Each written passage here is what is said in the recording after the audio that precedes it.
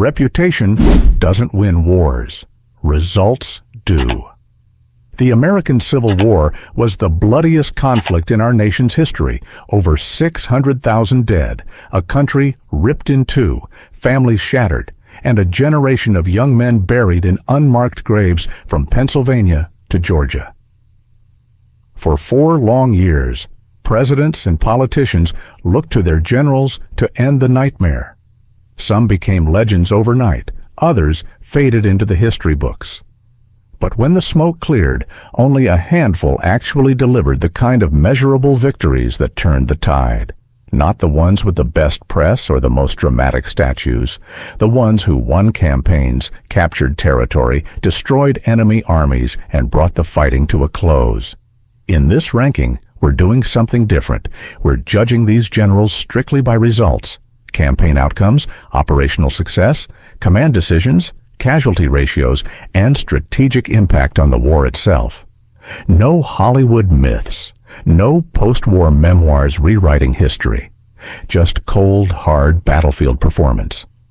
We're mixing Union and Confederate commanders because great generalship doesn't care about uniform color. These men fought for what they believed in, and some paid the ultimate price.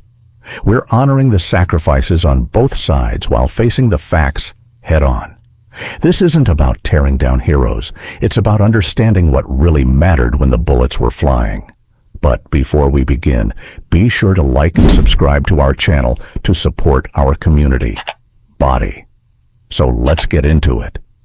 Starting the countdown at number 5, a man many historians call the most underrated general of the entire war. A Virginian who stayed loyal to the Union even though his own family turned his picture to the wall and never spoke to him again. A soldier's soldier who never sought the spotlight, never wrote self-serving memoirs, and never lost when it truly counted. Number 5, George Henry Thomas. Thomas was the Rock, literally. They called him the Rock of Chickamauga, and that nickname wasn't given lightly. Born in Virginia in 1816, he chose the Union when his home state seceded. His sisters sent his letters back unopened. But Thomas didn't waver. He was a deliberate man. Critics called him Slow Trot Thomas, or Old Slow Trot, because he wouldn't rush into a fight until everything was ready. But when he moved with crushing finality. Look at his early work in the Western Theater. January 1862, Battle of Mill Springs, Kentucky. Thomas takes about 4,000 Union troops and smashes a Confederate force under George Crittenden and Felix Zollicoffer. First major Union victory of the war.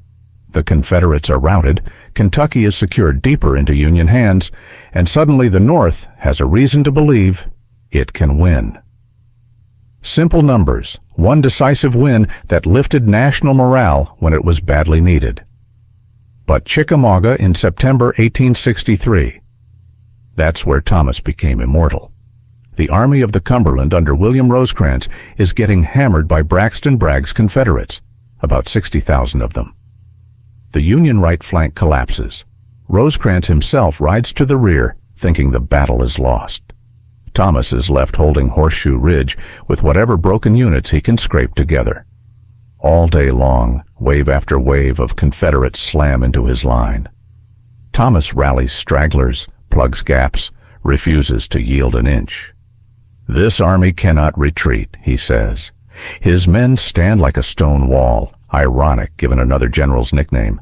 When night falls, the Union Army is saved from total destruction. They fall back to Chattanooga in good order. Without Thomas, the whole Western Theater might have collapsed right there. Casualties were heavy on both sides, but Thomas inflicted far more damage than he took, holding against superior numbers and buying time for reinforcements. Then came Chattanooga itself, November 1863. Thomas is now commanding the Army of the Cumberland. Grant wants Missionary Ridge taken. Thomas's men are supposed to seize the base of the ridge and stop. Instead, under fire, they keep going, up the steep slope, straight into the Confederate guns. Grant turns to Thomas and asks who ordered the charge. Thomas just shrugs. I don't know. I did not. But the ridge falls. Bragg's army is routed. Chattanooga is secure, and the door to Georgia swings wide open. Results? A strategic gateway captured with momentum that carries straight into the Atlanta campaign. But Thomas's masterpiece was Nashville, December 1864. John Bell Hood's Confederate Army, about 30,000 strong, is threatening Tennessee after Sherman marched to the sea. Grant is impatient, wiring Thomas to attack immediately or be replaced. Thomas waits. Ice storm, bad roads, raw troops still arriving. Critics call him slow again. But on December 15th and 16th, once the weather clears, Thomas unleashes a perfectly coordinated assault, infantry pinning the front while cavalry and another corps swing around the flank. Hood's army is shattered. More than 6,000 Confederates killed or wounded, thousands more captured, almost all their artillery taken. One of the most complete victories of the war. Hood's army essentially ceases to exist as a fighting force. Tennessee is safe, and the Confederacy loses its last major threat in the West. Thomas never chased glory. He was steady, professional, a master of defense who could switch to devastating offense when the moment was right. His casualty ratios were excellent because he fought smart, not reckless. He saved entire armies more than once and destroyed one outright at Nashville. No drama, no ego, just results. That's why he sits at number 5, not because he was flashy, but because when the Union needed a man who would not break, Thomas was the rock they could lean on. Moving on to number 4, a general whose career burned bright and fast, like a comet across the southern sky. A man who could do more with 17,000 troops than most could with 3 times that number. Eccentric, deeply religious, secretive to a fault, and one of the most brilliant tactical minds the war ever saw. Number 4. Thomas Jonathan Stonewall Jackson. Jackson earned his nickname at First Bull Run in July 1861, standing firm on Henry House Hill, while the rest of the Confederate line wavered. A fellow general pointed and shouted, "There is Jackson standing like a stone wall." The name stuck, even if some say it was meant as a criticism at the time. But from that moment on, Jackson became Lee's right arm, until he wasn't. His real claim to greatness came in the Shenandoah Valley in the spring of 1862. With only about 17,000 men, Jackson faced 3 separate Union armies totaling around 60,000. In 48 days, he marched his foot cavalry 646 miles, fought 5 major battles: Kernstown, McDowell, Front Royal, Winchester, Cross Keys, Port Republic, and won them all except the first, which was actually a strategic victory anyway because it kept Union reinforcements from joining McClellan on the peninsula. He tied down massive numbers of Federal troops who should have been marching on Richmond. Lincoln himself got distracted, shifting forces back and forth. Jackson cleared the valley, captured supplies, and forced the North to keep tens of thousands of men tied up in a secondary theater. Results don't get much more efficient than that. Then came the Peninsula Campaign and the 7 Days battles. Jackson's arrival helped Lee drive McClellan back from the gates of Richmond. His performance was mixed. Exhaustion from the valley marches slowed him at times, but the overall strategic win was there. Richmond saved. By Second Bull Run in August 1862, Jackson was back in form. He captured the Union supply depot at Manassas Junction, then held a defensive position that invited John Pope's attacks. When Longstreet slammed into the Union flank, the rout was complete. Pope's army was shattered and sent reeling back toward Washington. Harper's Ferry followed. Jackson captured the largest Union garrison of the war, 12,500 men, and 73 cannon without a major fight. Then Antietam, where his corps absorbed the first Union assaults and held long enough for A.P. Hill's division to arrive and save the day. But Chancellorsville in May 1863, that was Jackson's masterpiece. Facing Joe Hooker's 130,000-man army with only 60,000 Confederates, Lee and Jackson did the unthinkable. They split their forces in the face of the enemy.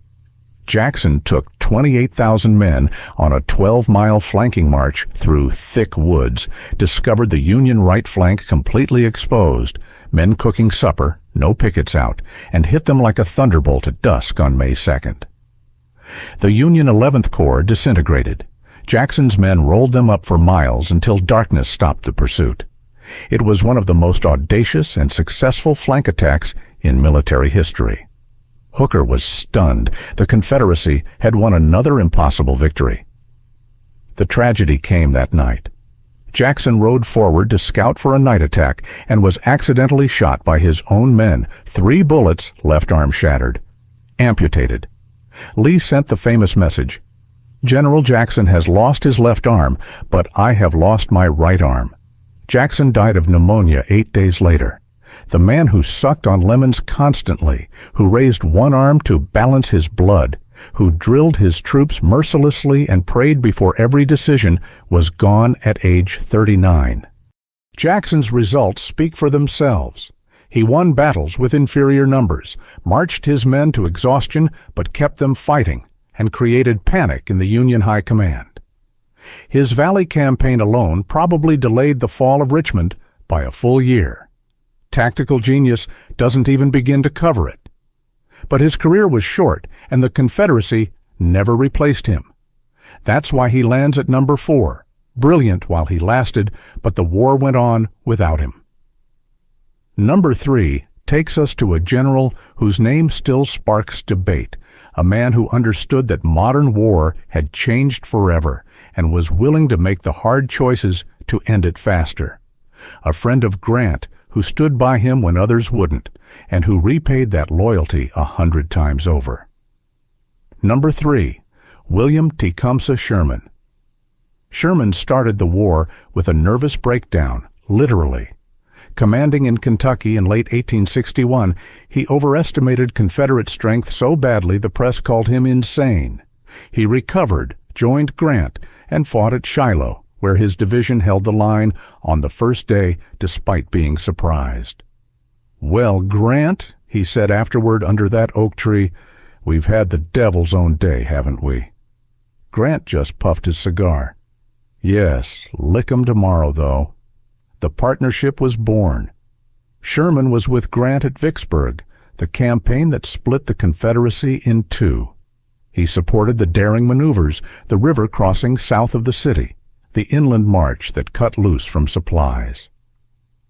When Vicksburg fell on July 4, 1863, 29,500 Confederates surrendered. The Mississippi was open from source to mouth. The Confederacy was cut in half. Sherman then took Jackson, Mississippi in short order, further wrecking Southern rail lines. By 1864, Sherman had his own command, 100,000 men in 3 armies marching on Atlanta. He faced Joseph Johnston's Army of Tennessee. Instead of bloody frontal assaults, Sherman used flanking maneuvers again and again, forcing Johnston to retreat without major battles. When John Bell Hood took over and attacked aggressively, Sherman beat him back at Peachtree Creek and elsewhere. Atlanta fell on September 2, 1864. The city that supplied the Confederate heartland was gone. Lincoln's re-election was secured. The war's political momentum shifted permanently. Then came the march to the sea. 62,000 men cut loose from supply lines, marching 285 miles across Georgia from Atlanta to Savannah. Special Field Orders, number 120, authorized living off the land and destroying military infrastructure. Railroads were twisted into Sherman's neckties. Mills, factories, bridges, gone. Estimates put the damage at around $100 million in 1860s money, billions today. But here's the key. Civilian casualties were minimal. Sherman wasn't waging war on women and children. He was waging war on the Confederacy's ability and will to fight. "War is cruelty, and you cannot refine it," he wrote. "The crueler it is, the sooner it will be over." The march broke the South psychologically. When Sherman wired Lincoln offering Savannah as a Christmas present, the message wasn't just symbolic. It was proof the Union could go anywhere. The Carolinas campaign followed. Columbia burned. Debate still rages over who started the fires. But the destruction continued. Johnston tried to stop him at Bentonville, but failed. By April 1865, Johnston surrendered the largest Confederate force still in the field, nearly 90,000 men across several states. Sherman's terms were generous until Washington overruled them. Sherman's results? He captured Atlanta at exactly the right political moment. His marches destroyed Confederate logistics and morale without tying down Grant's main effort against Lee. He inflicted massive economic damage while keeping his own casualties relatively low through maneuver. Total war, yes, but calculated total war that shortened the conflict. That's why he's number 3. He didn't just win battles, he helped win the peace by making continued fighting impossible. Number 2 is the man whose name still evokes the most emotion in the South, the marble statue general, the tactical genius who kept the Confederacy alive far longer than it had any right to be. A man who fought against overwhelming odds with elegance and daring that's still studied in military academies today. Number 2, Robert E. Lee. Lee didn't want the war. He turned down command of the Union armies out of loyalty to Virginia. Once he took over the Army of Northern Virginia in June 1862, though, he transformed it. The 7 days battles drove George McClellan back from Richmond's doorstep. 20,000 Confederate casualties against 15,000 Union, but Richmond was saved and the Peninsula Campaign ended. Lee had seized the initiative. Second Bull Run crushed John Pope's army. Antietam was a bloody draw on the bloodiest single day in American history, more than 23,000 casualties, but Lee held off a much larger force and retreated in good order. Fredericksburg was a slaughter of Burnside's men, 12,000 Union casualties to 5,000 Confederate. Chancellorsville was Lee's masterpiece, splitting his army twice against Hooker's overwhelming numbers, sending Jackson on that famous flank march and winning another impossible victory. Even with Jackson mortally wounded, the result was clear. Lee had outthought and outfought a superior force again. Gettysburg, of course, changed everything. The invasion of Pennsylvania was meant to relieve Virginia and maybe force peace. But Stuart's cavalry was missing. Longstreet advised against the attack, and on the third day, Pickett's charge across that open field became a symbol of Southern courage and costly miscalculation. 28,000 Confederate casualties. The high water mark of the Confederacy had passed. In the Overland Campaign of 1864, Lee faced Grant, the first Union commander who wouldn't quit. Wilderness, Spotsylvania, Cold Harbor, Lee inflicted terrible losses, but Grant kept coming. The siege of Petersburg stretched into months of trench warfare.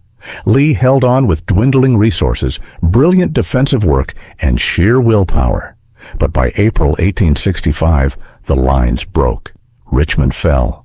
Lee surrendered at Appomattox with about 28,000 men left, accepting Grant's generous terms with dignity.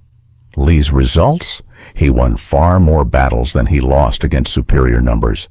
His casualty ratios in victory were often excellent, sometimes 2-to-1 in his favor. He kept the Confederacy fighting for 4 years when manpower and industry should have ended it in 1.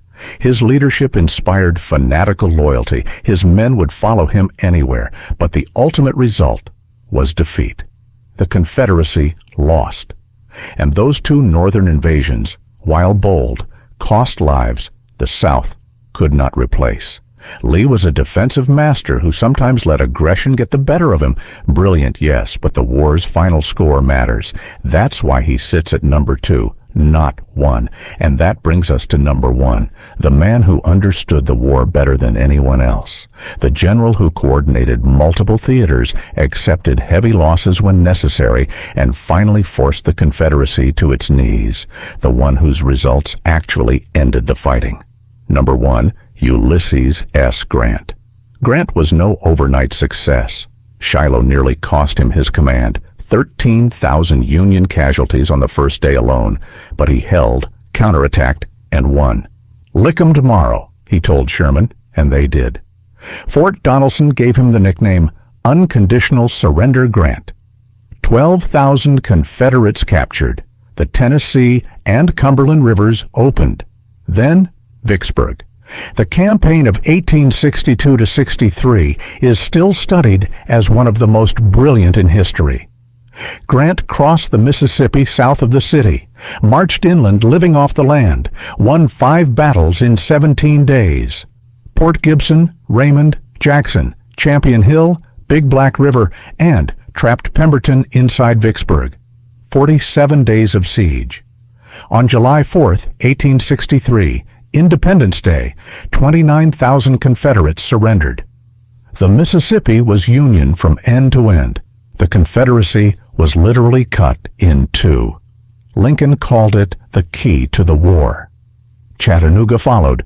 Grant took overall command, relieved the siege, and watched his men charge up Missionary Ridge in one of the most dramatic assaults of the war. Bragg's army routed. Georgia lay open.